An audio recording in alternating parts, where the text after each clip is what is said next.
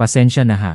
Ilang beses na nang sinabi ng aking ama ang mga katagang iyon, bawat beses ay may luha sa kanyang mga mata, at sa tuwing maririnig ko siya, parang may nagtatak na pako sa aking dibdib.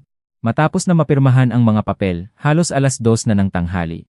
Nagpaalam na kami sa aking ama, at kami ni Sir Reyes ay nagtungo ng tuwirang patungo sa kondominium ni Mateo, ang lugar kung saan na siya nakatira. Sa loob ng elevator, suminghap si Sir Reyes at nagbaling sa akin ng sandali. Kinakabahan ka ba? Oo po. Marahil ay masyadong tapat ang aking sagot, ngunit tumango si Sir Reyes na may kuyom ng ngiti sa kanyang mga labi. Normal lang iyan. Si Mateo ay kasing kaba mo rin siguro. Hindi, mas malakas pa nga. Kahit man lang salitang para mapaginhawa ako, naramdaman ko ang kaunting ginhawa. Nandito na. Ang nakalatag sa kabila ng pinto ay isang espasyong hindi ko inaasahan. Maluwag na sala. Mga muebleng kalmado ang kulay. Walang labis na dekorasyon, ngunit may mainit na presensya ng isang taong matagal nang naninirahan doon. Mateo. Nang marinig ang pangalan, hindi ko mapigilan ang aking mga mata na tumungo sa kaloob-looban ng kwarto. At naroon siya, nakaupo. Sa isang saglit, hindi ko maproseso ang nakita ko. Halimaw. Pangit. Nakakulob sa bahay. Ang mga salitang palihim na binyo ng ilang katrabaho sa opisina ay isa-isang nagiba sa aking isipan. Ako si Maria Santos, 33 taong gulang, ordinaryong empleyada, walang espesyal na talento, walang kapansin-pansing kasaysayan sa trabaho. Ang iisang bagay lamang na maipagmamalaki ko tungkol sa aking sarili, at maaari rin itong ituring na kahinaan sa mundong ito, ay ang katotohanang seryoso at tapat ako sa lahat ng aking ginagawa. Mula ng bata pa, may ugali akong abangan ang reaksyon ng mga tao sa paligid ko. Alam ko ang pinagmulan nito. Ang aking amang laging may karamdaman, at ang aking inang laging nagpapanggap na masaya. Kahit pagod na. Ayaw ko silang mapag-alalahanin, kaya't likas na akong naging mabuting anak, hindi nagrereklamo, hindi nagbibigay ng abala. Mahina ang katawan ng aking ama mula pa noong bata siya. Paulit-ulit siyang nag-iwan ng trabaho, nagpapalit ng opisina. Sa kabila niyon, ang aking ina ay walang ni isang reklamo, nagtatrabaho, nag-aalaga ng bahay, sinusuportahan ang ama, at pinalaki ako. Lahat. Napakabait mo, Maria. Talagang hindi ka nagdudulot ng abala. Nakakatakot nga halos. Sabi nila. Sa bawat pagpuri, may kasamang paghihigpit sa aking puso. Pinupuri nila ako, ngunit sa ilalim ng lahat ay nakikita ko ang isang sarili na palaging nagpipigil. At hindi nagbago ang ugaling iyon, kahit nang lumaki na ako. Sa opisina, ganoon pa rin. Nabasa ko ang hangin, inaasahan ang mga pangangailangan ng iba, at ginawa ang lahat bago pa man maabot ng kahilingan ang aking lamesa. Kung may nahihirapan, natural na inilalawit ko ang aking kamay. Ang resulta, Maria, ikaw na bahala dito, ano? At, ate, pwede bang idagdag ito sa listahan mo? Dahil sa ugaling nakabaon na sa aking kaibuturan, ang ugaling hindi makatanggi, naging tauhan ng lahat ng nakakatuwa ang trabaho, akala mo'y lalagyan ng basura. At ang nagpapalala pa ng lahat, si Maricel Bautista. Si Maricel ay katunggali ko sa lahat ng bagay. Buhok na nakulayan ng magaang nakayumanggi, branded na bag, perpektong pinta ng kuko. Palaging masaya, palaging malakas tumawa, palaging madaling makisama sa kahit sino. Kung tatanungin mo kung bihasa siya sa trabaho, hindi masasagot ng sigurado. Ngunit mahusay siyang magsalita. Talagang mahusay. Sa mga pulong, ang mga materyal na inihanda ko ay ipinagmamalaki niyang parang sarili niyang gawa. Kung pupurihin siya ng aming boss, ngumingiti siyang may tamis na talagang nakakaakit. Ako ang gumawa, ngunit walang nagsasalita. Sapagkat si Maricel ay uri ng taong minamahal ng lahat, at sino ang magsasabi ng bagay na makakasama sa kanya. Isang araw, malapit na sa oras ng pagtatapos, siniksik ko ang aking sarili sa likod ng aking mesa, nagtatype ng husto upang matapos ang isang panukala na dapat isubok kinabukasan. Narinig ko ang lagay ng kanyang mga sapatos sa sahig, bago pa man siya makarating sa aking tabi. Ate, diyan ka pa rin ba? Oo. Nagdagdag pa ng ilang pagbabago. Ay sige, pwede bang ito rin? Basta-basta niyang inilapag ang isa pang folder sa aking mesa. Habang nandoon ka na, ito ba ay kailangan ko ring tapusin? Oo. Umuwi na ako mamaya, may lakad. Ikaw naman wala ka palang gawin pagkatapos, ano? Hindi man lang napahinto ang kanyang hininga. Nanatili akong tahimik. Ate, lalabas ka man din ng maaga. Alam ko naman na mag-overtime ka. Isama mo na lang ang akin. Kumawit siya ng kanyang kamay at lumabas ng opisina nang walang pagkakataong mag-reply. Sa huli, tulad ng lagi, nanatili akong katahimikan at natapos ang kanyang gawa. Sa biyahe pa uwi sa LRT, sinalubong ako ng pagod na parang nagbuhos ng timba ng tubig sa aking katawan. Ano ba ang ginagawa ko? Pinapagawa pa ng mas bata sa akin ang mga trabaho niya, at hindi ko mapigilan ang sarili. Mas mabuting mahal ng lahat kesa mapag-initan ng isa. Iyon ang aking pasalubong sa sarili kahit nasa kaibuturan ng aking puso, tunay na nahihiya ako sa aking sarili. Dumami pa ang oras na pinagtawanan niya ako. Ate, hindi ka ba mag-aasawa? Wala man kasing naririnig na ganong usapan tungkol sa iyo. Normal naman iyon, di ba? Nakangisi siyang nagsabi nito, habang may mga nakikinig na katrabaho sa paligid. Natawa lang siya, parang biro, ngunit pusong-puso ko ang pananaw na iyon. Ganap na naging baligtad ang lahat. Ako ang gumagawa ng trabaho. Ngunit si Maricel ang nagtatangkilik ng kaluwalhatian. Ang aking pinaghirapan ay nagiging tagumpay niya. Tuwing sasabihin ng boss na, talagang magaling mo, Maricel. Parang may nagtutusok sa aking dibdib. Hindi na galit pagkamuhi sa aking sarili. Walang bokabularyo, hindi makatagal, mahina. Kaya nangyayari ito sa akin. Naging sanay akong sisihin ang aking sarili. Isang gabi, pagbalik sa bahay, tumunog ang aking cellphone. Nanay, okay ka ba? Parang pagod ang boses mo. Okay lang. Medyo abalang-abala lang. Kasinungalingan. Malapit na akong maiyak sa pintuan ng aming bahay, ngunit nagpanggap pa rin akong wala. Ayaw ko siyang mapag-alalahanin, iyon ang ginawa ko sa lahat ng aking buhay. Ngunit ang trabaho mismo, hindi ko kinasusuklaman. Kahirap-hirap, ngunit may pakiramdam na nakatutulong ako. At higit sa lahat, kailangan ko ang pera. Ang aming pamilya ay hindi mayaman. Sa totoo lang, sa dulo-dulo lagi kami ng buhay. Mahina ang katawan ng aking ama mula ng kabataan pa niya, kahit natatapos niya ang trabaho hanggang sa pagreretiro, hindi siya maiwasan ang ospital. Ilang beses na ring naghahanap ng paraan ang aming pamilya. Ang aking ina, sa kabila ng lahat, ay nagtrabaho ng ilang part-time ng sabay-sabay, ngumingiti palagi, at nagtiyaga. Para sa pagtanda. Ang ipon para doon? Wala tayong pag-usapan. Ngunit lagi niyang sinasabi, Maria, ayaw ko kang magabala. Now, sa bawat pagdinig ko niyon, parang may humihigpit sa aking dibdib. Hindi kailanman sila naging abala para sa akin. Alam ko lang na naghihirap sila. Kaya nagsumikap akong magtipid at mag-ipon habang kaya ko. Hindi tinatanggihan ng overtime, hindi tumatangging magtrabaho tuwing holiday. Sinasabi ko sa aking sarili, ngayon na lang maging malakas. Para sa kanila, isang tanghali habang nasa opisina, nag-vibrate ang aking cellphone. Tatay, may masamang pakiramdam na biglang bumagsak sa aking tiyan. Tumakbo ako sa banyo at sinagot ang tawag. Nanginginig ang boses ng aking ama. Maria, ang nanay mo ay nalaglag. Lumabas ang lahat sa aking isip. Sinabi niyang nangyari ito sa trabaho ng nanay, biglang bumagsak, sinundo ng ambulansya. Labis na pagod.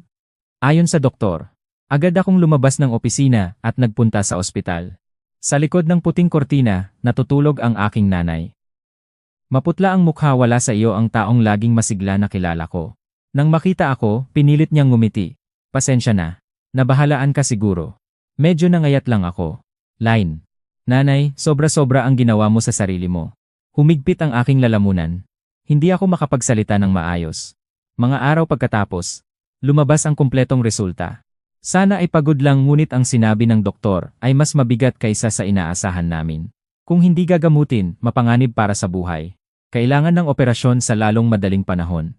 At pagkatapos nito, sinabi ang gastos. Hospitalisasyon. Pagsusuri. Operasyon. Nang marinig ko ang kabuuang halaga, parang nagikot ang aking utak. Impossible iyon. Hindi namin kayang bayaran iyan ng buo.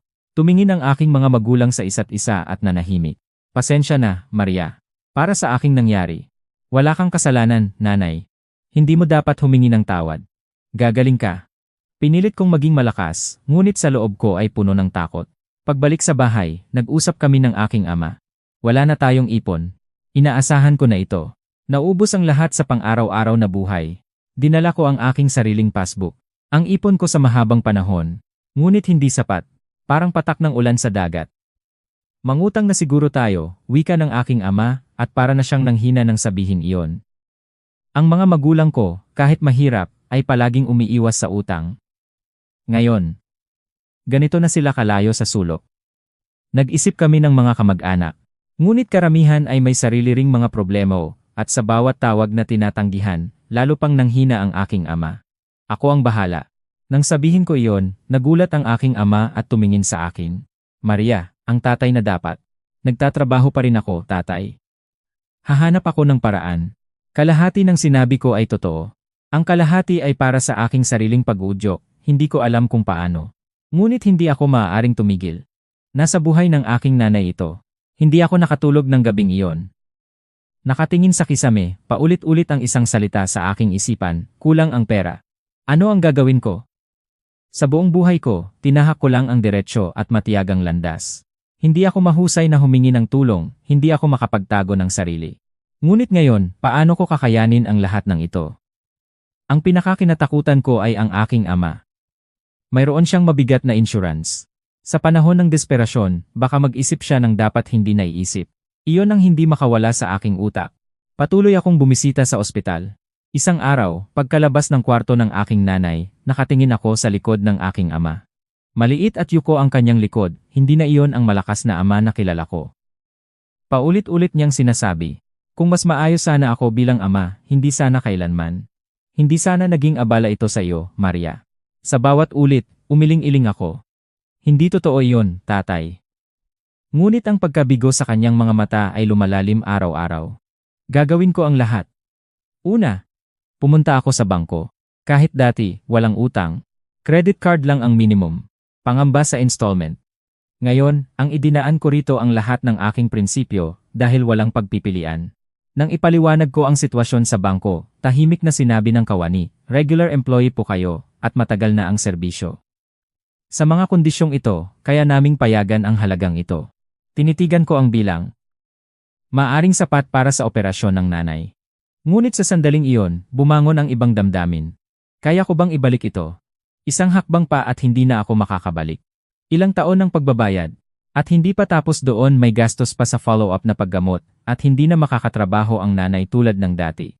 Sumunod ay pumunta ako sa isang consumer finance company. Mas mataas ang interest pero mas madaling proseso. Kung kulang ang sa bangko, maaaring kumpletuhin dito. Nang makita ko ang mga bilang bangko, finance company, interest, lahat pinagsama saka ko naamoy ang tunay na bigat ng lahat. Habang buhay ba akong hahabol sa utang? Bumalik ako sa bahay. Nag-isip. Okay naman ang aking pansariling buhay, kukupnin ang pagkain, itigil ang lahat ng libangan, ngunit ang pagtanda ng aking mga magulang paano iyon? Kung mabayaran ko man ang utang, kaya ko pa bang mag-ipon para sa kanilang kinabukasan? At kung malaglag ang aking ama, kung mangyari muli sa nanay? Nagdilim ang lahat, kung mababawasan man lang ang interes. Nagpasya akong kausapin ang aking boss sa opisina tungkol sa advance na sweldo o bonus. Karaniwan, ituring itong kakapal ng mukha. Ngunit wala ng pride sa akin. Sa lunch break, lapitan ko ang aking boss. May ilang minutong pwede mo bang ibigay sa akin? Sa conference room, ipinaliwanag ko ang lahat. Umiling-iling ang boss at yumuko. Naiintindihan ko. Salamat sa pagiging tapat. Ngunit ang advance na sweldo o bonus napakahirap para sa kumpanya. Halos walang president at may mga patakaran. Bumigat ang aking puso. Ngunit iuulat ko sa itaas. Huwag kang umasa ng malaki. Ngunit maghintay muna. Oh, boss. Salamat. Hindi ganap na naputol ang pag-asa, ngunit mababa ang posibilidad na matutupad ito, alam ko iyon. Pagkatapos ng opisina, nakatayo ako sa platform ng LRT station, walang galaw. Nakikita ko ang mga tao sa paligid, mga empleyado, pagkatapos ng trabaho, mga magnobyo na masayang nag-uusap. Parang ako lang ang miserable sa buong mundo. Bakit ako? Sa sandaling iyon, nabigla ako sa sarili ko. Kung may sapat na pera lang, malulutas lahat ng problema. Dati, naniniwala lang ako sa matiyagang pagtatrabaho. Ngunit ngayon, ang apurahan at takot ay unti-unting binabago ang aking pag-iisip. Mas malaki pala ang epekto ng aking advance salary request kaysa sa inaasahan ko. Isang hapon, tinawag ako ng HR. Nais po kayong makausap ni Sir Reyes. Biglang kumabog ang aking puso. Naging problema ba ang paghingi ko ng advance? Kung bumaba ang aking ebalwasyon, kung mawalan ako ng trabaho ngayon, iyon ang pinakahindik kong mangyari. Kumatok ako sa pinto ng opisina ni Sir Reyes. Pasok. Pasensya na sa pagtawag sa iyo ng biglaan. Mas malambot ang mukha ni Sir Reyes kaysa sa inaasahan ko. May kaedad siyang may tuwid na likod at aura ng awtoridad, ngunit ngayon ay parang pagod siya. Upo ka. Sandaling lumipas ang katahimikan. Narinig ko ang tungkol sa iyong nanay, sabi niya. Pumiglas ang aking puso. Mahirap, ano? Malaki siguro ang kailangan para sa operasyon. Opo. Lumunod siya ng malalim habang nakatingin sa lamesa. Sa katunayan, hindi ito tungkol sa trabaho ngayon. May gusto akong ipanukala sa iyo. Mago. Namangha ako. Si Sir Reyes, may ganyang tono ng pag-aalala. May masamang pakiramdam. Diretso na lang ako. Gusto kong pakasalan mo ang aking anak na si Mateo. Sa isang sandali, hindi ko naunawaan ang sinabi niya. Naniwala akong biro ito o anumang uri ng pagsubok. Ngunit nagpatuloy si Sir Reyes ng seryoso.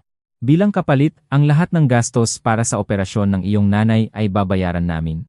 Ang ganoong halaga. Kabilang ang hospitalisasyon at ang lahat ng paggamot pagkatapos. Umingay ang aking mga tainga. Mag-aasawa lang. At babayaran ang operasyon, pati na ang lahat ng paggamot. Walang realistang pakiramdam, ngunit talagang naaakit ako. Patawad po. Maaari po bang ipaliwanag kung ano ang ibig sabihin nito? Lumawang ng tingin si Sir Reyes at unti-unting nagsalita.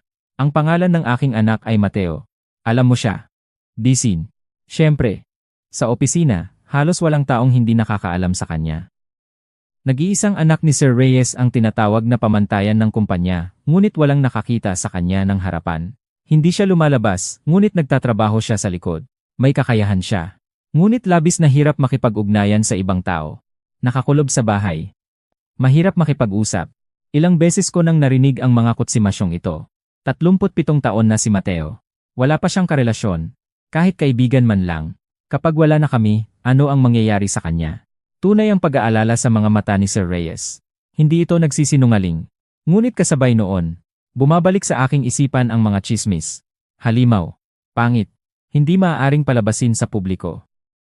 Nakakulob dahil lumaki ang katawan, mahabang buhok at balbas, hindi presentable. Kung popular ang kumpanya, maraming gustong magpakasal sa anak ng presidente. Ngunit wala. Kaya ipinapanukala niya ito sa akin. Natanto ko kung bakit. Hindi kita pinipilit, siyempre. Ngunit alam mo na hindi ako makatanggi. Inunawa ko kung ano ang nangyayari sa akin. Hindi ito pag-ibig. Hindi ito ordinaryong kasal. Ito ay isang transaksyon. Kasal, bilang kapalit ng buhay ng aking nanay. Tumingin ako sa mukha ni Sir Reyes. Nakita ko roon ang mukha ng isang may kapangyarihan at ang mukha ng isang ama. Alam ba ni Mateo ang panukala na ito? Oo. Siya mismo ay pumayag sa iyo. Kakaibang halo ng kaunting kaginhawahan at di kilalang takot. Malalim na huminga. Wala akong malakas na pagnanais na mag-asawa. Mas prioritize ko ang trabaho at pera. Ngunit pwede po bang mag-isip muna? Bah! Tahimik na tumango si Sir Reyes. Siyempre, mag-isip ka ng maayos. Ngunit huwag kalimutang mahalaga ang oras. Salamat po. Makikiusap na lumabas. Paglabas ng opisina ni Sir Reyes, huminga ako ng malalim at humiligan sa dingding ng koridor. Ngayon lang nanginig ang aking mga binti. Ano ang gagawin ko? Isang lalaking walang mukha para sa akin tinatawag na halimaw sa mga tsismis at isang kasal na walang pag-ibig, walang garantiya ng kinabukasan. Ngunit ang kapalit, hindi na mag-aalala sa pera para sa buhay ng aking nanay. Iisa ang aking pagpipilian. Nang gabing iyon, tinawagan po ang aking ama at sinabi ang sitwasyon. Kaya't magpapakasal na ako. Kung sasabihin ko na nag-aalangan pa ako, pipigilan niya ako nakita ko iyon. Kaya sabi ko na parang desidido na tinanggap ko na ang alok. Nagulat ang aming ama at nanahimik ng matagal. Pagkatapos, sa nanginginig na boses, huwag mo ibubukas ang ganitong mabigat na bagay dahil sa aming kalagayan. Narinig ko ang paghihikbi niya. Tatay, okay ako. Kakaiba ang sitwasyon, ngunit okay. Magiging masaya ako. Pagkatapos ng tawag, nagmensahe ako kay Sir Reyes. Patawad sa late na mensahe. Tungkol sa kasal, tatanggapin ko po ang panukala. Ganoon naging katotohanan. Nag-asawa ako sa isang lalaking hindi ko pa nakikita. Para sa kapalit ng operasyon ng aking nanay. Kumalat ang balita ng mas mabilis kaysa sa inaasahan.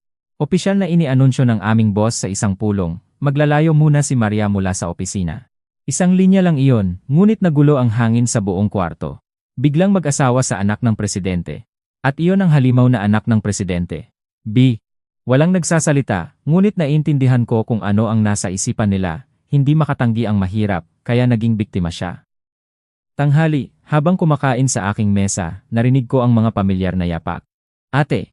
Nang lumingon, nakatayo si Maricel, nakangisi. Kumikislap ang kanyang makulay na kuko sa ilalim ng ilaw. Kahanga-hanga talaga. Mag-aasawa sa anak ng presidente. Malakas ang kanyang boses, at para bang layunin niyang marinig ng lahat. Nanahimik ako. Alam ko naman kung bakit. Di ba, kapag 33 na at single at wala namang siguradong mag-aaralin sa'yo. Kung hindi maaaring sa pag-ibig, kailangang doon na lang sa may pera, ano? Nag-aangat ng kilay si Maricel, parang nagbibigay ng sariling paghatol.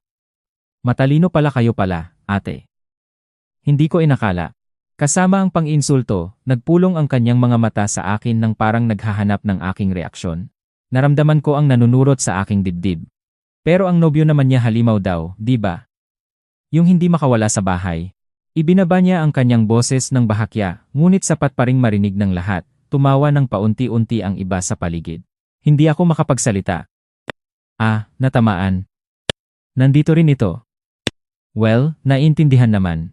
Para sa pera kahanga-hanga talaga ang determinasyon. Nagpalakpak siya ng palabas biro. Respetado ko kayo, ate. Sining ng survival. Ginagamit mo pati ang anak ng presidente ng aming kumpanya bilang biruan, walang galang ang ganoon. Ngunit ang mga katrabaho na nakarinig ng mga tsismis ay parang naalinlangan na rin ang kanilang pag-iisip at walang huminto sa kanya. Buong hapon, mabibigat ang mga tingin sa akin. Naghanap ng mayaman. Sumuko sa madaling daan. Hindi direktang sinasabi, ngunit naririnig ko ang mga bulong. Isang hapon, muli siyang lumapit sa akin sa tabi ng photocopy machine. Swerte mo, ate, may magiging asawa ka na. Ako pa rin ay naghahanap ng gwapo. At nagbuntong hininga ng palabas biro. Pero sa edad na iyon ng mga ate, hindi na makapili, di ba? Walang silbi ang magtalo. Kung sumagot ako, mas masisiyahan siya. Nagpanggap akong hindi nakadinig at nagpatuloy sa trabaho. Nag-iwan siya ng huling salita, pero huwag kayong magsisiha, ate. Ang kaligayahang nabili sa pera ay mabilis na nasisira. Ang ganitong uri ng kasal, hindi kinikilala ng mundo. At umalis siya. Naiwan akong nag-iisa sa tabi ng photocopy machine. Nagkamali ba ako? Dahan-dahan ang pananakit sa loob ng aking dibdib. Ngunit kaagad na lumitaw ang mukha ng aking nanay sa aking isipan, ang ngiti niya sa ospital, ang mahirap na tono niya nang sabihing, huwag kang mag-alala sa akin. May pinoprotektahan ako. Para doon ay makakatagal ako sa anumang sasabihin ng iba. Okay lang. Bulong sa sarili, walang nakarinig. At tahimik akong bumalik sa trabaho. Mula nang malaman ang tungkol sa kasal, nagbago ang aking posisyon sa opisina. Hindi bilang espesyal o pinahahalagahan. Sa kabaligtaran. Aalis na rin siya, kaya ipagawa na sa kanya ang lahat bago pa. Ganoon ang pahiwatig na umaalingaw-ngaw sa hangin. At ang pinakamasaya sa lahat ng ito. Si Maricel. Ate, magagawa mo ba ito? Mas maraming gawaing idinudulot sa akin kaysa dati. Photocopy, pagwawasto ng mga ulat, paglilinis ng conference room. Kahit ang mga trabahong dapat niyang gawin, walang seremonya na inilalipat sa akin. Isang araw, sa isang pulong ng departamento, nang pag-usapan ang paghahati ng mga trabaho. Tungkol sa mga trabaho ni Ate Maria, masaya at hayagang sinabi ni Maricel, abala na siya sa paghahanda ng kasal, kaya bahalain ko na ang ilan. Parang mabuti ito sa unang tingin. Ngunit ang sumunod ay nagpakita ng tunay na layunin. Bukod doon, mula ngayon ay may bahay na ang kanyang pangunahing propesyon, di ba? Mas mabuting wag nang bigyan ng trabaho si Ate Maria maliban sa mga simple. Kumalat ang katahimikan sa conference room. Ganoon pala, tama nga, wala namang matitira siyang pag-ugnayan sa trabahong ito. Walang humintong tumutugon. Kahit ang aming boss ay nagpanggap na nahihirapan at tumingin sa ibang direksyon. Dahil naman ay para sa pera ang kasal, walang pagmamahal doon, di ba? Walang pag-aayam pa rin sa trabaho rito. Kailangan ba talaga akong sabihin ng ganoong bagay? Kumabog ang aking puso. Akala ko hindi may kinalaman ang bagay na iyon sa pulong na ito, sabi ko sa nanginginig na boses. Nagimbal ang silid. Ilang nagpanggap na binabasa ang kanilang papel. Ngunit agad na nagulat si Maricel, pagkatapos ay tumawa ng palabas biruan. Ay, nakakagulat. Galit ka. Iniisip ko rin lang naman ang lahat. At nagpatuloy. Pinilit mo ang sarili para sa anak ng presidente, di ba? May mga nagsasabi ring naawa na lang sa iyo na nawala na ang iyong libreng alipin. Maswerte ka pa nga. Sana hindi kayo masyadong mahalata sa gabi. Ikaw ba'y may karanasan? Naging maputik ang hangin sa conference room. Bago pa ako makatugon, nagsalita ang boss at nagpalit ng paksa na tapos ang pulong ng puwersa. Ngunit ang pinsala sa aking puso ay nandoon pa rin. Pagkatapos ng pulong, nag-iisa akong nakatayo sa pantry nang lapitan ako ni Maricel. Galit ka ba, ate? Katotohanan naman iyon. Natigilan ako. Paano niya nalaman ang tungkol sa operasyon ng nanay ko? Akala ko nagbibiro lang siya at pinapagmamayabang ang sarili. Ngunit nalalaman niya ang lahat at inilulunsad pa rin ang mga masamang salita na iyon. Bago ko pa siya mapag-usapan, itinaas niya ang kanyang balikat. Karaniwan lang ang mga tsismis sa opisina. May mga nag-aaway ang iyo pa nga. Mga naawa sa iyo. Maswerte ka pa nga. At ngumiti siya. Pero kung isipin mo, ang pagiging kawawa ay nangangahulugang may label ka ng kawawa habang buhay, di ba? Napigilan ang aking mga kamay. Hoy, ate! Lumipat si Maricel. Masaya ba ang buhay kung inaalay mo ang sarili mo para sa kasal? Masaya. Ito ang tanging pagpipilian ko. Umalis si Maricel, nasisiyahan. Nag-iisa na naman akong nakatayo sa pantry. Ang ingay ng mga makina ay parang mas malakas sa katahimikan. Naglapo ang aking paningin sa luha, hinayaan ko silang dumating, at isinara ang aking mga mata. Gaano kahiya at galit sa sarili. Hindi ako namumuhay sa pamamagitan ng iba. Binubuo ko ang bawat araw ng may katapatan. Iyon ang maipagmamalaki ko. Hindi ko kailanman ginawang tawanan ang sinuman, hindi ko kailanman sinikap na sumamantala sa iba. Kasal? Sa impyerno. Bulong sa sarili. At tahimik akong lumabas ng pantry. Hindi ko alam kung ano ang naghihintay sa akin sa kabilang dako ng kasal na ito. Ngunit pasulong pa rin ako. Matapos mapirmahan ang kasunduan, nagsimula ang balita ng kumalat. Formal na napag-usapan sa opisina, nagpalit ang aking takdang trabaho, at nagsimulang maghanda para sa kasal. Pagkatapos ng ilang araw, may isang tanong na nagbago ng lahat sa loob ng aking isipan. Gusto kong makita si Mateo bago pa ang kasal.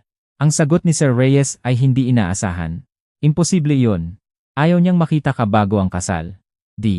Nagkautot na lang ako. Ito ay gustong-gusto mismo ni Mateo.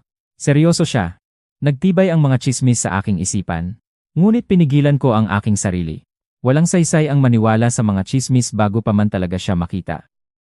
Kung mag-aalala lang ako dahil sa kasal na may kondisyon, ayaw ko rin ng isang permanenteng kasal na walang anumang koneksyon sa katotohanan. Ngunit mas natatakot ako sa praktikal na mga bagay. Makakapunta pa ba ako sa ospital para bisitahin ang nanay? Maaari pa ba akong magtrabaho? Kahit saklawin ang gastos sa paggamot, hindi niya maaaring tustusan ang pang-araw-araw na gastos ng aking mga magulang, alam ko iyon. Ang aking nanay at tatay ay hindi magtitiwala sa tulong ng iba nang walang pagsasaalang-alang. Magpapanggap silang okay. Mangyaring maging isang taong makapag-uusap. Dumating na ang araw ng kasal. Maaga na ring napirmahan ng panig ni Mateo ang marriage contract, nagdagdag lang ako ng mga natitirang bahagi. Pagkatapos ma-check ng aking ama at ni Sir Reyes, isang ibinaba. Pasensya na. Ilang beses na niyang sinabi iyon, may luha, at dahil doon ay nahihirapan din ako. Pagkatapos i-file ang mga dokumento, halos tanghalian na. Nagpaalam sa aming ama, at kami ni Sir Reyes ay nagtungo sa kondominium ni Mateo. Medyo malayo sa sentro, tahimik na lugar. May kaginhawahan ngunit hindi pa makararanas. Ang entrance at mga common areas ay maayos at malinis. Kahit sa simpleng detalyeng iyon, kaunti akong napanatag. Narito siya nakatira. Sa loob ng elevator, suminghap si Sir Reyes at bahagyang tumingin sa akin. Kinakabahan ka ba? Oo po. Gumawa siya ng mabuting ngiti sa pagdinig niyon. Normal lang. Si Mateo ay kasing kaba mo rin. Hindi mas malakas pa nga. Matey. Kahit man lang para paginhawain ako ang mga salitang iyon, nagbigay iyon ng kaunting ginhawa. Nandito na. Sa harap ng pintuan, huminga ng malalim si Sir Reyes. At binuksan ang pinto. Ang nakalatag sa kabila ay espasyong hindi ko inaasahan. Maluwag na sala. Mga muwebleng kalmado ang kulay. Walang labis na dekorasyon, ngunit may mainit na presensya ng isang taong matagal nang naninirahan doon. Malinis ngunit hindi labis, parang may naiwan ang espiritu ng isang taong mahabang panahon na nanirahan doon. Mateo. Tinungo ng aking mga mata ang kaloob-looban ng kwarto. At naroon siya, nakaupo. Sa isang saglit, hindi ko maproseso ang nakita ko. Ang kanyang buhok ay bahagyang nakapatong sa kanyang mga mata. Ngunit sa pagitan ng mga strand, ang mga mata niya ay kapansin-pansing mahinahon at mapagmahal. Sa kanyang mga mata, isang pag-alinlangan, ang tingin ay lumilipat-lipat ng kanan at kaliwa. Halimaw, pangit, nakakulob. Ang mga salita ay isa-isang pinabulaanan sa aking isipan. Totoo, medyo mahaba ang buhok ngunit maingat itong nakatali sa likod, walang bakas ng kapabayaan. Malinis ang mukha. Ang katawan kabaligtaran ng tsismis. Hindi siya mataba. Sa katunayan, payat at balangkas. Medyo mukhang pagod.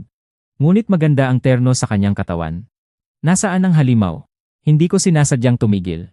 Napansin siguro niya na titigil ako. Biglang natinag ang kanyang balikat at nagmadaling tumayo. Ano? mababa at nahihiyang boses. Ito si Maria Santos. Mula ngayon, ikaw ang kanyang asawa. Inikilala ako ni Sir Reyes. Sa sandaling iyon, si Mateo ay bahagyang nagpalawig ng kanyang mga mata. At malalim na yumuko. Ikinalulugod na makilala kayo. Hindi kailanman tumugma ang kanyang tingin sa akin. Mahirap talaga siyang makipag-ugnayan sa iba.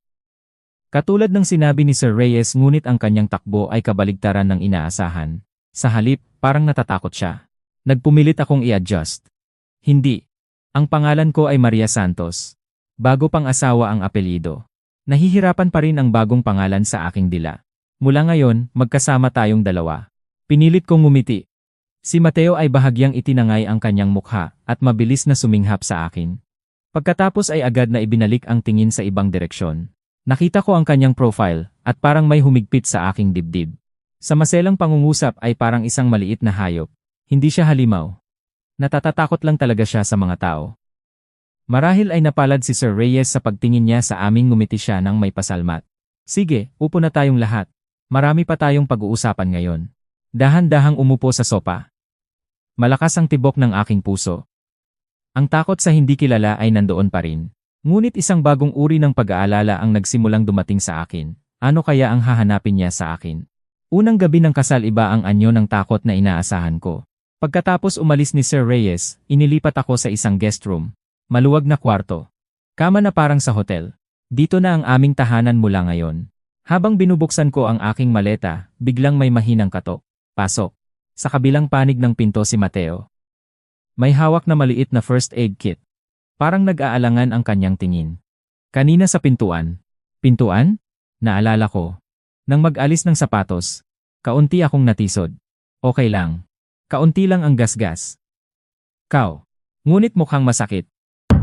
Naghintay siya ng ilang sandali bago magsalita. Akala ng karamihan ay hindi ako mapansin. Ngunit, maingat na inilabas niya ang first aid kit. Mapapansin ko naman, hindi ko lang alam kung ano ang gagawin. Mula ngayon, kung magiging mag-asawa tayo, nais ko sanang unti-unting matuto. Kahit natakot, inaalagaan niya ako. Iyon ay malinaw na naramdaman ko. Salamat. Ngumiti ako at tinanggap ang kit. Huminga siya ng magaan. Hindi na kailangan ng espesyal. Ang maalagaan lang ay sapat na. Nagpakita si Mateo ng gulat at nagkurap. Ganoon ba? Oo. Natutuwa ako. Sa ngayon ay hindi ko maiwasang umupo sa pasilyo. Habang naglalagay ng band-aid, nagsimulang mag-usap. Lagi rin akong sinasabihan. Sabi ko. Na mapapansin ko ngunit hindi gumagawa. Sa katunayan, gusto ko namang gumawa, ngunit natatakot akong magkamali at mamuhi nila sa akin, kaya natitigil ako. Natapos ang paglalagay ng band-aid at isinara ang kit. Kaya iginagalang ko kayong mapansin at kumilos pa rin. Nanahimik siya. Ang katahimikan ay maikli, ngunit parang matagal. Nagsalita si Mateo, nakatingin sa dingding. Wala pang sinabi sa akin ng ganyan. Karaniwan, sinasabihan ako na dapat na lang gawin kung mapapansin. Hindi gumagawa ay malamig o walang pakialam. Ang mga salita ng ibang tao ay maaaring naging dahilan kung bakit nagkulob si Mateo. Masyadong sinabi ng taong iyon. Iba-iba ang tao. Ngunit kung mapapansin, dapat gawin. Umiling-iling ako. Hindi yon tama. Okay ba ang hindi magawa? Ang hindi magawa at ang hindi kayang gawin ay magkaiba. At ang taong mapapansin ay mahabagin. Sa sandaling nasabi ko iyon, bahagya akong nagsisi. Totoo mula sa puso ko, ngunit parang masyadong perpektong sasabihin. Agad na nahiya, tumingin ako sa ibaba at nakita sa dulo ng aking paningin na bahagyang gumalaw ang mukha ni Mateo. Mahabagin? Oo. Nanahimik siya ng ilang sandali. At unti-unting tumingin sa akin. Unang pagkakataon na talaga kaming nagkatinginan. Mateo. Parang nakalimutan ang sariling pangalan sa boses. Natakot sa kasal. Ngunit ngayon. At bahagya ng ngumiti. Natutuwa akong nandyan ka. Mula ngayon, pakiusap. Sa huli niyang pag-ikid ng ngiti at pagtanggap niya sa akin, parang may dumating na mainit sa loob ng aking dibdib. Ako rin. Nang gabing iyon, hindi na kami nag-usap ng malalim pa. Paboritong pagkain, hindi gusto. Mga pag-uusap ng mga bata. Sa simula, nagpuputol-putol ang mga salita ni Mateo, ngunit unti-unti, naging mahinahon at malambot ang kanyang boses. Pagbalik sa kwarto, napansin ko na iwan ang first aid kit sa pasilyo. Hindi ko mapansin kung gaano kami naging abala sa pag-uusap. Kinabukasan, maaga akong nagising at nagpunta sa sala. Nakaupo na si Mateo sa sopa. Nang makita ako, nagpuna at umupo ng matuwid. Magandang umaga. Magandang umaga. Mag-asawa ngunit sobrang tahimik at malayo ang hangin. Ang ilaw ng sala ay malambot at ang tiktok ng orasan ay parang mas malakas kaysa karaniwan. Pumunta ako sa kusina at naglagay ng tsaa. Tsaa, ano? Salamat. Dalawang kamay ang kumuha ng tasa, ang galaw ay labis na maingat. Kaunti ang panginginig ng kanyang mga daliri. Kinakabahan siya, halos nakita ko. Kinakabahan ka ba? Natigil siya ng sandali at bahagya tumango. Oo. Totoo. Sobra. Ako rin. Ngumiti ako ng pahapaw at bahagyang ngumiti rin siya. Hindi kami nagsalita, ngunit komportable ang katahimikan. Hindi pumasok, ngunit hindi rin nakasakit. Ang distansyang nagpoprotekta. Pagkatapos ay maingat na nagsalita si Mateo. Tungkol sa aming mga kondisyon, mayroon ka bang gusto? Darating din ang pag-uusap na ito. Itinayo ko ang aking likod at hinawakan ang aking mga kamay sa ibabaw ng aking mga tuhod. Gusto ko pang bisitahin ang nanay ko sa ospital, at kung maaari, gusto ko ring magpatuloy sa trabaho. Talagang nagpapasalamat ako sa pagsasaklaw ng gastos sa paggamot. Ngunit gusto ko ring mag-ipon para sa pagtanda ng aking mga magulang. Iyon lang? Ha? Oo. Lahat iyon ay okay. Sinabi niya ito ng bilis-bilisan, at hindi ako maiwasang magtaas ng tingin. Ngunit hindi ba masyadong malaki ang hinihingi ko kung binabayaran mo na ang gastos sa paggamot? Iyon ang kondisyon ng kasal, sabi ng aking ama. Alam ko iyon. Si Mateo ay napakatahimik. Walang pamimilit, walang pagbaba. Sa halip, parang humingi ng pasensya. Mangyaring ipagpatuloy ang trabaho. At ang iyong mga magulang, hindi ko sila hahadlangan. Talaga? Oo. Agad na sagot. Lahat ng lakas ay umalis sa aking katawan. Gaano kabuti ang taong ito. Ngunit kasabay niyon, isang bagong pag-aalala ang dumating. Ako ba talaga ang tamang tao para sa'yo? Ha? Parang hindi dapat tanungin iyon, ngunit kailangan ko. Mas mabuting malaman kaysa maghinala mamaya. Nahintay ka ni Sir Reyes na may desisyon ka, iyon. Ay narinig ko. Ngunit kung magsisisi ka, si Mateo ay naghintay ng ilang sandali. At unti-unting bumaling ang kanyang tingin. Paano ko masasabi ito? Ngumiti siya ng may hirap. Sa katotohanan, noong nag-aaral pa ako, maraming nangyari. Pinalitan niya ang kanyang salita. Naramdaman ko ang bigat sa pagbabago. Lagi akong pinagtatawanan sa aking itsura noong estudyante pa ako. Hindi naman ako mataba, ngunit sinasabing masama ang aking tingin, madilim. Pinagsabihan lagi. May nag-snap ng larawan ko nang walang pahintulot at binigyan ng pangalang ayaw kong marinig. Tahimik na nagsalita, ngunit ang mga dulo ng kanyang mga daliri ay kaunting nanginginig. Sa simula, pinilit kong huwag pansinin. Ngunit, naghanap siya ng salita. Kaunti lang ang naghintay. Tuwing pinagtatawanan ka araw-araw, parang hindi ka na tao. Sumaksak ang mga salita sa aking dibdib. Kung makipag-usap ka, pinagtawanan ka. Kung tumahimik ka, tinatawag kang kakaiba. Sa puntong iyon, lahat ng ginagawa mo ay mali na. Kahit naisip ko lang ito. Masakit na. Isang araw nang pumasok ako sa klase. Tumigil siya. Pasensya na. Hindi na kailangang malaman ang lahat. Hindi, ako ang dapat humingi ng tawad. Unti-unting umiling-iling. Ganoon ang aking sarili, kaya pasalamatan ko na lang na may nagpayag pang makipagsama sa akin. Ngayon, mabilis na suminghap sa akin. Pangalawang pagkakataon na nagkatinginan. Ngunit agad na ibinalik ang tingin. Huwag nang pilitin ang sariling magsalita. Ang kasal na ito ay hindi ko pagsisisihan. Natutuwa ako. Ako rin. Nagulat si Mateo at tumingin. Sandaling nagkatinginan muli. Kaya dahil sa trauma iyon, kahit nagtatrabaho na ako, pag naisip ang nakaraan sa harap ng maraming tao, natutulala. Kaya naman nakakulob at mahirap makipag-ugnayan. Ang tsismis na narinig sa opisina ay muling pumasok, ngunit ibang hugis na ngayon, hindi ito pagmamayabang o kaarigatang. Resulta ng pagprotekta ng isang pusong sobrang napinsala. Ngunit nagtatrabaho ka pa rin. Kung sa likod, okay naman. Sa harap ng screen, kaya kong makipag-usap, ngunit ang kasal totoo akong natakot doon. Huminga siya ng malalim. Ngunit ang habang panahong mag-iisa iyon ay nakakatakot din sa akin. Mahabagin itong tao.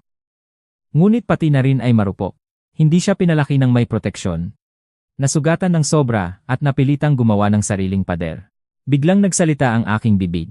Ugali ko ang abangan ang reaksyon ng ibang tao. Natatakot sa kapuotan. Kaya hindi ako maaaring maging perpektong asawa. Nanahimik siya ng sandali bago sumagot, maliit na tawanan. Okay iyon. Para sa akin, imposibleng kasama ang perpektong tao. Hindi ko mapigilan ang sarili sumama sa kanyang pagtawa. Magkaparehong sitwasyon, kung gayon. Oo.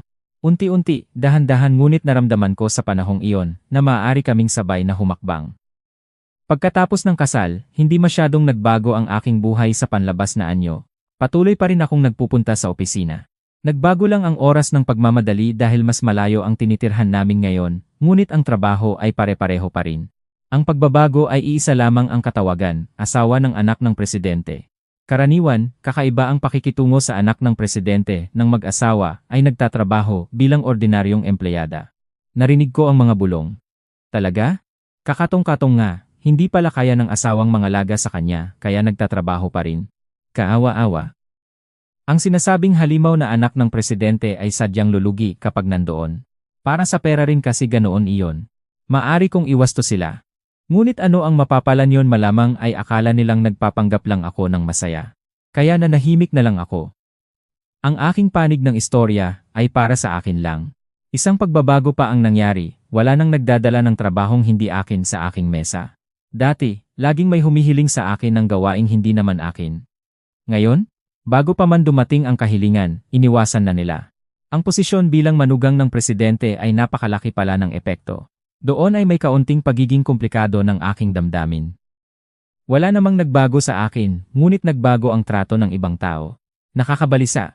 Iisang tao lang ang hindi nagbago ang tingin. Ate. Ang pamilyar na tamis ng boses. Nang lumingon nandoon si Maricel, nakangisi tulad ng lagi, magaang na nag-upo sa tabi ng aking mesa. May kailangan ko sana sa iyo ngayon. May lakad kasi ako mamaya. Ang iniabot niya ay gawain at malinaw na malapit na ang deadline. Ito ay trabaho mo, Maricel. Pero talaga, hindi ako makaalis. Malinaw sa kanyang mukha na ang lakad niya ay inuman. Malinaw. Dati ay tatanggapin ko iyon. Ngunit ngayon, hindi kaya. Abala rin ako, pasensya. Nang tumalikod ako, nagsimulang kumikilos ang bibig ni Maricel. Ganoon? Malamig ka naman. At malakas ang boses. Ha? Dahil ba nagbago na ang posisyon mo pagkatapos ng kasal? Sana naman. Naramdaman ko ang mga mata ng paligid sa amin. Walang kinalaman iyon. Ngayon lang ako nagsimulang itama. Ang sobrang pagbibigay. Ngunit lumipat na ang Maricel sa ibang usapin. Sige. Paano na ang bagong kasal? Nagkakausap ba kayo? Dalawa? Nanahimik ang kwarto. Katotohanan pa ba ang tsismis? Ang asawa mo napakapangit daw parang taong hindi palabas ng bahay. Huwag mo siyang husgahan ng ganoon. Napansin ng lahat ang pagbabago sa loob ko. Maricel, ang hindi kilala ay hindi pwedeng husgahan ng ganoon. Si Mateo ay napakabait na tao. Mahabagin, tapat, at mas maalalahanin sa iba kaysa sayo. Hindi ako nagdurusa sa anumang bagay. Totoo ba iyon? Oh, siyempre. Sige, kung talagang masaya ka, hayaan mong makita ko siya. Bilang representante ng mga katrabaho, hindi. Si Mateo ay hindi sanay sa malakas na boses. May isang natawa. Nagkaramihan. Si Maricel hindi siya sanay na siya ang tinatawanan. Namula siya at nagsimulang tumingin sa paligid. Makita ko siya na personally. Nandi, hindi kaya. Bakit? Kahit na anong sabihin, walang makikinig na si Maricel ngayon. Tahimik na lumipat sa ibang bahagi ng kwarto at nagpatuloy sa trabaho. Maria. Nagpupumilit ang kanyang boses sa aking likod. Ngunit hindi na ako lumingon. Sa elevator, pagkatapos lumabas ng opisina, muna akong huminga ng maayos. Patakbo ako sa himpapawid-pawi. Sobrang tulog ng aking puso. Nang makarating na sa bahay. Nandito na. Lumabas si Mateo sa sala ng pabilis, nagsusuot ng home clothes, at kaunti siyang nagpakita ng pag-aalala. Mukhang napagod ka. Okay ka lang? Sa sandaling marinig ang kanyang boses, parang biglang lumuwag ang lahat ng nakatali sa akin. Nandito na. Oo. Kaunting nangyari sa opisina. Mahirap, ngunit kaya ko. Salamat. Habang nagtatanggal ng sapatos at humihinga ng malalim ligtas ako rito. 2 linggo na mula ng kasal. Si Mateo ay ibang-iba kaysa noong unang gabi.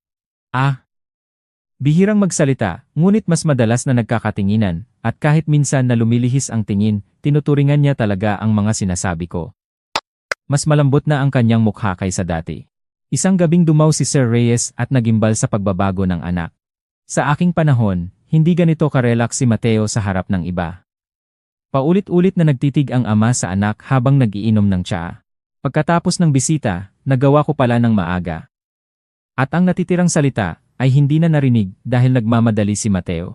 Kinabukasan, habang nagtatype sa computer, biglang humigpit ang hangin sa opisina. Natigil ang mga keyboard, at ang mga tingin ay sabay-sabay na tumulong sa pintuan. Naakit din ako at huminga ng malalim. May isang lalaki sa pintuan. Simpleng itim na jacket. Hindi maringal. Ngunit may presensya na hindi maikakaila. Mateo. Ngayon ay sa bahay daw dapat siya nagtatrabaho. Bakit siya narito? At higit sa lahat siya na lumalayo sa mga tao narito. Sino iyon? Empleyado ba? Hindi ba iyon ang anak ng presidente? Sa sandaling iyon, ang mga tingin ay sabay-sabay na lumipat sa akin. Nagtago ako sa likod ng computer. Sa kabilang panig, si Maricel nasa tabi ng photocopy machine. Nakakita siya. At nakita ko ang kanyang mga mata mapanlinlang na ngayon. Lumabas si Maricel na may hawak na folder at sinalubong ang daan ni Mateo. Narinig ng lahat, may lumabas na buntong hininga sa sorpresa. Nadapa si Maricel sa harap ni Mateo, nagkalat ang mga papel. Okay ka lang ba? Mababa. At mahinahon ang boses ni Mateo. Narinig ito sa lahat. Masakit. Layunin niya ang malapit na makita ang itsura ni Mateo. Sa sandaling itinangal ni Maricel ang kanyang mukha, nakita ko ang kanyang reaksyon mula sa aking distansya. Naniwala siya sa tsismis. Ang halimaw sa tsismis at ang Mateo, sa harap niya imposibleng pagsamahin ang dalawa. Okay na. Pasensya na. Agad siyang nagpanggap ng ngiti, ngunit bahagyang natinig ang kanyang boses. Maaari ko bang malaman si Mateo Santos kayo? Nanahimik ang opisina. Oo, pagkatapos ako si Maricel Bautista, pinakamalapit na katrabaho ni Ate Maria Santos. Sa sandaling marinig ang pangalang iyon, nagbago ang mukha ni Mateo. Nawala ang kalamayan. Ganoon. Malamig. Iyon lang. At tinalikuran siya. Lahat ng katawan nito ay nagsasabing, wala akong interes sa taong ito. Nagpanggap si Maricel na hindi napansin at lalo pang lumpit. Dati kayo ay bihirang lumabas, paano kayo nakarating dito ngayon? Now, nakamasid din ang mga katrabaho, nakikinig ng maingat. Mukhang pagod ang aking asawa, kaya pumunta ako para tingnan. Ang salitang asawa naging mainit ang aking mukha. Lagi kaming magkasama, kaya ito ang unang beses na narinig ko ito sa ganoon. Agad na nagsimulang manginig ang opisina sa mga bulong. Nawala ako sa timing ng pagtayo at nananatili lang sa aking lugar. Si Ate Maria ay okay naman. Ako bilang pinakamalapit na katrabaho niya nag-aalala rin naman. Hindi ko maintindihan ang ibig mong sabihin, ngunit ako ay masaya araw-araw kaya hindi na kailangan ng pag-aalala. Si Maria ay napakatapat at pagiging kasama niya ay nagbibigay ng kapayapaan sa akin. Tahimik na nagsalita, wala sa loob, walang hiya. Para sa kanya, katotohanan lang iyon. Ngunit para sa nakikinig, pati ako napapula ang mukha. Sa kabilang banda, ang mukha ni Maricel ay unti-unting nagbabago. Ngunit ang kasal ay bigla-bigla, di ba? May dahilan ba? Kasalanan ko ang pagkabigo sa oras. Wala siyang ginawang mali. Tuwid ang tingin. Walang pagtago. Walang pagpapanggap. Naramdaman ko ang init mula sa dibdib hanggang sa mukha. Ngunit hindi mo alam kung si Ate Maria ay masaya. Iyon ay totoo. Ako naman ay masaya. Sa sandaling iyon, sa wakas ay tumayo ako. Masaya rin ako. Ang hindi inaasahang paglaban ay tiyak na nagpuntan kay Maricel, hindi siya makapagsalita at ninunguya ang kanyang labi. Maria, tinawag ako ni Mateo at inilawit ang kanyang kamay. Lahat ng tingin sa opisina ay napunta sa amin. Hiniling ko na sa iyong ama ang pahintulot umuwi na tayo. Bago ka pa mapagod ng sobra. Sobra-sobra naman iyon. Nahiya, ngunit hinawakan ko ang kanyang kamay. Pinaayos ang mga dokumento at computer, humingi ng pahintulot sa boss, at umalis. Kahit wala akong oras na makita ang mukha ni Maricel, narinig ko mula sa tsismis ang kanyang mga mata ay parang naniningil. Kinabukasan ng maaga pa lang ay sinalubong na ako ni Maricel. Ate, sandali. Ngumingiti ang mga mata ngunit walang pokus ang tingin. Saan tumutungo ang mga iyon? Hindi ko makawala ngayon pasensya. Ngunit hindi siya nakikinig. Lalong lumpit. Diretso na lang. Makipaghiwalay ka kay Mateo. Wala akong narinig na tama. Nagtanong ulit.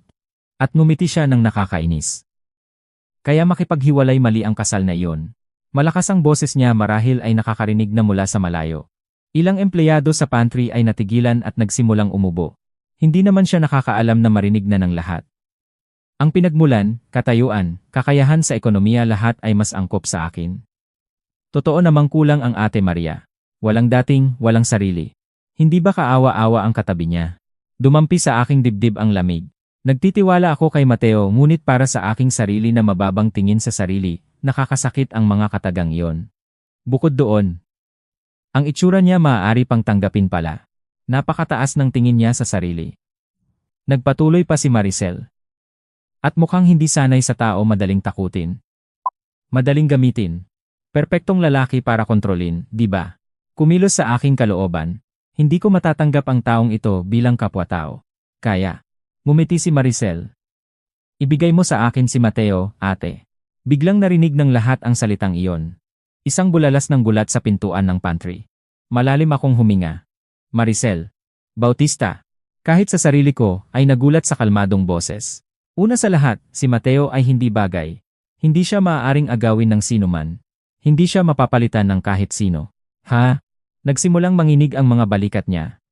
Sinabi ko ang katotohanan, ano ang mali. Tumingin ako ng diretso. At kung sino ang angkop sa kanya wala kang karapatang magpasya niyon. Ha?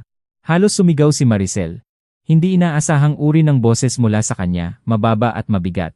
Ikaw, nasa itaas ang tingin mo sino ka ba? Ang mas bata ko sa edad, nagrereklamo ka sa akin. Ano ang ibig sabihin niyon kung saan mas maganda ako, mas bata, mas maraming pagsisikap bakit ikaw ang pinili? Bakit ang mayamang lalaki ay napunta sa iyo hindi patas iyon? Nagkaroon ng mga manonood mula sa ibang departamento. Ngunit walang humihinto. Hindi sila makapalapit.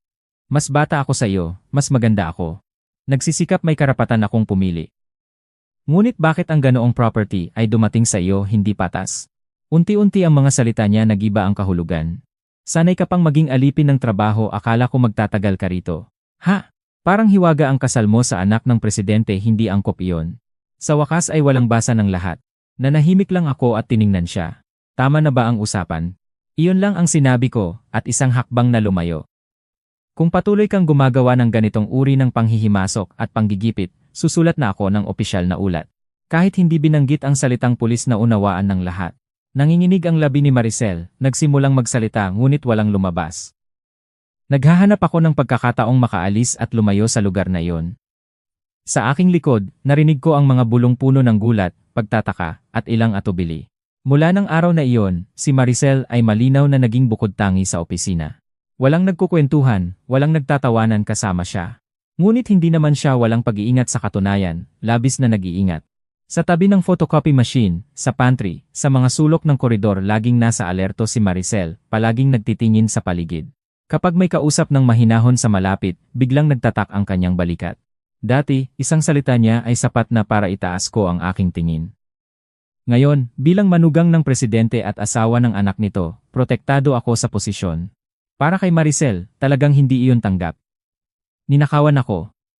Dapat sana ay akin iyon. Sa kanyang isip, ganoon na ang kwento ako ang nagnanakaw, siya ang biktima. Hindi na niya makita ang katotohanan. Kaya naman hindi ko inaasahan ang susunod na mangyayari. Hindi naman ako. Pagbalik mula sa tanghalian, nakita ko si Maricel hinawakan ng mga boss at katrabaho. Ayon sa mga nakasaksi, sinubukan niyang i-access ang aking computer nang walang pahintulot. Ang layunin sirain ang mga datos at dokumento ng mga transaksyon. Kasi sinira niya ang aking buhay kaya pareho lang naman.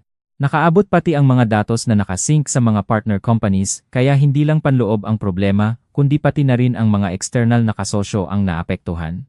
Naroon siya kasalanan niya kung bakit ganito ako. Kahit nilalaman ng lahat ng ito, walang bakas ng pagsisisi sa kanya. Huwag mo na iyan ituloy. Ginawa mo ang gayon. Dahil hindi mo matanggap ang aking kaligayahan. Ang kay Mateo gusto mo ring alisin sa akin. Hindi. Ang sinabi ko ay, lumalamig na. Isipin mo. Manahimik ka. Umalingaw-ngaw si Maricel sa opisina at biglang nanahimik nang makita ang isang dumating na tao, si Sir Reyes. Huwag kang gumawa ng ganoong bagay. Mabagal at mahinahon, ngunit may tiyak na bigat ang kanyang sinabi. Epektibo ngayon mismo, si Maricel Bautista ay tinanggal sa trabaho. Kailangan din ng danyos. Madang. Tungkol sa legal na hakbang aabisuhan kayo sa inyong tirahan, kaya mangyaring manatili doon. Ha? Sandali lang. Sobra-sobra iyon nilagyan ko lang ng. Ikaw ang pinakamalaking nag-iiba ng trabaho at personal na buhay. Malinaw mo ba ito? Nang sumulad ang impormasyon, wala nang masabi si Sir Reyes at lumabas ng kwarto. Hindi iyon totoo. Umupo si Maricel sa sahig walang makapagsalita. Ilang araw pagkatapos, malinaw na lumipas ang unos sa opisina. Ang mga chismis at mga masamang bulong, parang nawala ng buo. Sa wakas, kalmado na ang aking puso.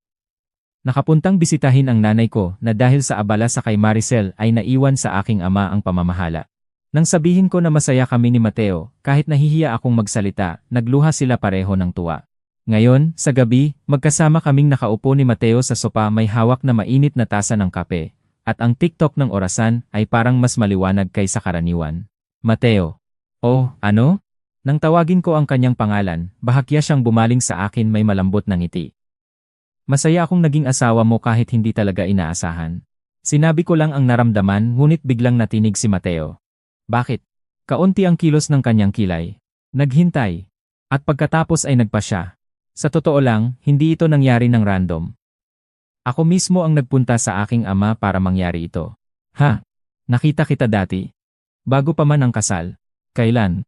Lumipat ang kanyang tingin patungo sa akin at ngumiti ng may kaunting hiya. Oo. Malamang ay hindi mo naaalala noong bago ka pa naging empleyado dito. Sinubukan kong alalahaning wala. Dumating ako para suriin ang sistema ng opisina, kinatawan ng aking ama. Ayoko namang mapansin ng sinuman, kaya tahimik ako noon. Nakita kita sa tabi ng photocopy machine na inaabuso ng katrabaho mo. Marahil si Maricel iyon. Pinatrabaho ka ng labas pa sa iyong responsibilidad at hindi ka tumutol. Sinabi mo lang ng oo, sige po. Ah, iyon. Naisip ko noon kawawa ang taong iyon. Bahagya bumaba ang boses ni Mateo. Ngunit pagkatapos mong tapusin ang lahat ng trabaho, pinagayos mo pa ang mesa ng katrabaho mo pagkatapos lumabas niya. Hindi ko inaasahan iyon. Bai. Wala akong maalala. Para sa akin, karaniwan lang iyon. Kung may basura, kinukuha ko. Kung gulong-gulo, inaayos ko. Para sa akin, iyon ay pang-araw-araw na gawi. Sa mga lugar na walang nagmamasid ginagawa mo ang natural na bagay ng walang inaasahang papuri. Noon ko naisip, si Mateo ay maingat na tumingin sa akin. Hindi ito taong kawawa ito, ay taong may dignidad at lakas. Nawalan ako ng salita. Alam ko na ang mga tao, madali nilang tinatawanan ang iba, at ginagamit ang taong nakangiti para sa sarili nilang interes. Kaya palagi kong naisip walang tao na dapat pagkatiwalaan. Ngunit ikaw ay iba. Tiningnan niya ako ng direkta. Hindi mo itinatapon ang sinuman kahit magastos sa iyo. Kaya nang tanungin ng aking ama kung sino ang gusto ko, kaagad kong naisip, kung may asawa man ako, ikaw lang iyon. Hindi naman ako ganoong kahusay na tao. Umiling-iling si Mateo bago pa man matapos ang aking pangungusap. Sobra mong minamalayo ang sarili. Ngunit ikaw mismo ang patunay hindi ka tumakas sa kabila ng lahat. Para sa pamilya mo, tinaglay mo ang lahat ng bigat. Nanahimik siya ng sandali. Ang proposyong iyon ay hindi talaga tuwid, pagpatawarin mo ako. Ngunit hindi ito nangyari ng basta-basta. Pinili kita, at tinanggap mo. Iyon lang. Habang tumatayo ang luha sa aking mga mata, sinagot ko sa nanginginig na boses, salamat. Natutuwa ako. Lumihis ang tingin ni Mateo tanda ng pahihiya. Ako rin. Talagang salamat sa pananatili mo. Nagdikit kami ng tasa ng malamig-lamig ng kaunting kape, at maingat kaming nagpalitan ng yakap. Daan-daan ngunit napakakomportable. Ang ikinagulo ni Maricel ay hindi natapos doon. Mga peking email na ipinadala sa pangalan ko sa loob at labas ng kumpanya. Mga binagong datos. Mga nilustay na dokumento. Ilang bagay pa ang hindi ko alam. Ngunit sa tulong ng internal audit at IT forensics, lahat ng ito ay nalantad. Walang maaaring hindi mahusgahan. Si Maricel ay tinanggal bilang permanente, kasama ang danyos na hinihingi ng kumpanya. Kumalat ang balita sa industriya, at ang kanyang muling pagtatrabaho ay naging napakahirap. Ang ipinagmamalaki niyang anyo at dila wala ng sinusukuyan. Ilang buwan pagkatapos, narinig ko sa tsismis na nagtatrabaho siya sa isang bar sa lungsod. Sa dahil sa edad, naghaharap din siya ng mga hamon doon. Sa kabilang banda, ang aking buhay ay unti-unti ngunit tiyak na nagbabago. Matagumpay na ang operasyon ng nanay, at paulit-ulit na nagpapasalamat ang tatay at paulit-ulit ding humingi ng tawad. Okay na. Masaya na ako ngayon. Taos puso. Nagawa ko nang sabihin iyon at naramdaman ko ang aking sariling pagmamalaki sa sinabi. Sa opisina, ang mga nagawa ko noon na hindi na iugnay sa akin ngayon, formal na nakaatas sa aking pangalan. Kung may ibibigay na trabahong hindi akin nakatanggi na ako. Sa di makatarungang bagay, umuusal na akong umiling. Iyon lang ngunit nagbago ang mundo sa paligid ko. At si Mateo, nandoon pa rin sa aking tabi. Hindi siya sanay sa maingay na bagay hanggang ngayon. Walang labis na pagpapahayag ng pagmamahal. Ngunit kapag pagod akong umuwi, mainit ang pagkain na hinanda para sa akin, at tahimik siyang umuupo sa aking tabi. Sa pagtanggap ng pagmamahal ko, Unti-unti ring gumuho ang trauma ng kanyang kabataan. Hindi siya ganap na maginhawa sa harap ng mga tao, iyon ay nananatili. Ngunit hindi na siya nagtitigil ng buong-buong walaang dahil sa gulat at labis na pag-aalala. Si Sir Reyes ay lubos na nagagalak sa pagbabago ng anak at sabik ng ipasa ito sa kanya. Ngunit ang Mateo mismo ay walang pagnanais na maging tagapagmana. Kung paano ito magtatapos, tanging Diyos ang nakakaalam. Para sa akin, wala namang kinalaman ang titulo at posisyon. Si Mateo ay ngumingiti sa aking tabi. Iyon ay sapat na. Mula ngayon, dalawa kaming dahan-dahang maglakad ng may katahimikan at topang katagumpayan papunta sa aming sariling kinabukasan.